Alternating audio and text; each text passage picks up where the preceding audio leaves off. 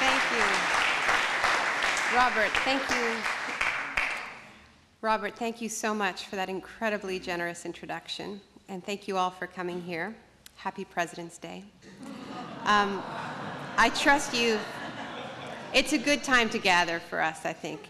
And I trust you've all taken a little time out of your days to appreciate your president. I know I have. Actually, President's Day is something of a complicated holiday because it was originally supposed to mark Washington's birthday, and then it was combined with Lincoln's birthday, and then Nixon decided that it should celebrate all presidents. So on this President's Day, it seems fitting to reflect on a very well-known quote from Hunter S. Thompson, who took his life last night. In 1972, he wrote this to celebrate his president. "It is Nixon himself who represents that dark, venal, and violent side of the American character almost every other country in the world has learned to fear and despise." So happy President's Day, and goodbye to one of the most savage truth-tellers. He left us when we needed him most. Because lately, it kind of feels like every day is President's Day around here. A never-ending salute to the Commander-in-Chief. The worse things get here and in Iraq, the more obedient, the more respectful, the more slavishly devoted to the official story we seem to become. We certainly saw a bit of this devotion and adulation around Iraq's recent elections. And I want to spend some time here tonight trying to counter the official story about what happened in those elections and what it meant. Now that a little of that adulation has worn down, I'm sure all of you saw the incredible images that came out of Iraq on January 30th. The women in veils, waiting in lines for hours, willing to risk their lives, willing to risk being blown up, to have their say. And those incredible images of people holding up their purple-dyed fingers and smiling. How rare it is, actually, to see Iraqis smiling at all on American television and American newspapers. Certainly for me, I didn't see people dancing anywhere in the streets when I was in Baghdad for 5 weeks, less than a year ago. And it was so wonderful to see those images. And it was moving. But I was amazed to watch these reports in the US press that what all that dancing and waving and smiling was about was an incredible endorsement of the war, a sort of giant thank you for invading us, George W. Bush. Now, I couldn't help thinking about my maternal grandmother, and some of you who read my most recent column in The Nation may have already heard this story.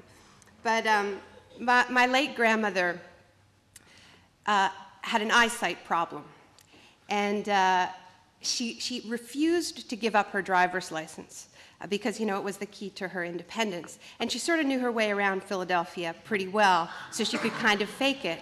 And this was a problem for the house pets of Philadelphia and mailboxes and things like that that would get in her way.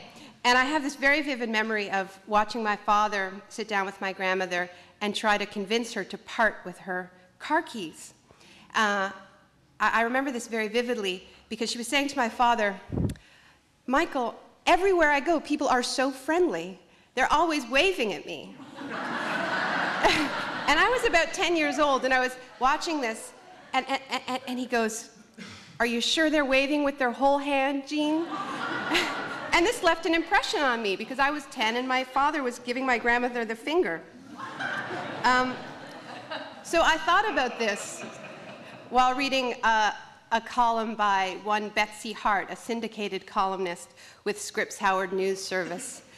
She described the Iraqi elections like this. She said, "The Iraqi people gave America the biggest thank you in the best way that we could have hoped." And I kept thinking, Betsy, are you sure they're waving with their whole hands? Because we now know the election results. The candidates who were associated with the United States, appointed to the interim government, Iyad Alawi, for instance, got 14% of the vote. Many other U.S. appointees fared even worse. 51% of Iraqis cast their ballots for the slate that was endorsed by Ayatollah Ali al-Sistani, who one of his claims to fame is that he's never actually met with anyone representing the U.S. occupation. A central plank of the United Iraqi Alliance platform, which Sistani backed, was that it called for a timetable for the withdrawal of multinational troops from Iraq. That was the second point in the platform, after asserting Iraq's territorial integrity. In other words, Iraqis were not voting to thank President Bush. They were voting to ask him to leave their country. They were definitely not waving with their whole hands. Then there were all the Iraqis who actually didn't vote at all in the elections. Sunnis, who make up roughly 20% of the population, barely voted. Anbar province, where Fallujah is located, had a turnout rate of 2%. Now, some of this was practical because, of course, Fallujah had been leveled, and most Fallujans haven't been able to return to their homes. Only 7% of Fallujans have been able to return home, so they couldn't vote.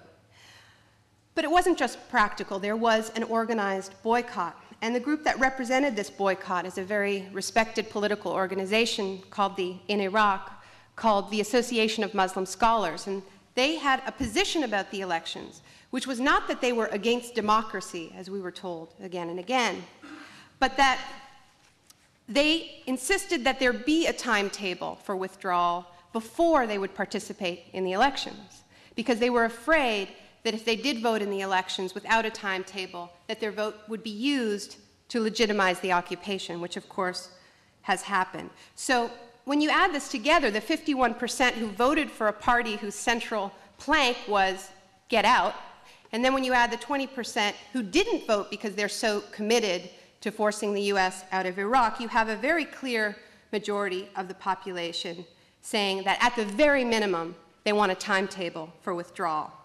So, because Bush believes so deeply in democracy, he announced immediately that he was incredibly moved and proud of the Iraqi people, and of course there would be no timetable for withdrawal. You don't set timetables, he said. In fact, he said that the elections prove that there can be no timetable. Prime Minister Tony Blair called the elections magnificent. He too was moved, but he said that the idea of a timetable was patently absurd. They owed it to the Iraqi people not to set a timetable.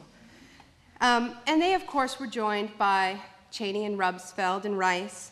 Yesterday, Hillary Clinton, when she came back from Iraq, to report that 90 Shias who've been slaughtered over the past 3 days for daring to celebrate Ashura, she said that this was somehow a victory against terrorism because it showed that the terrorists were scared. And she said, of course, we cannot set a timetable for withdrawal. So none of this is treated as a conflict with the general euphoria about the elections, because we're told that the elections were actually not about what people voted for. We're told again and again that what mattered about the elections was that people voted. It was elections as a kind of performance art. It was an emotive experience for Geraldo, who cried.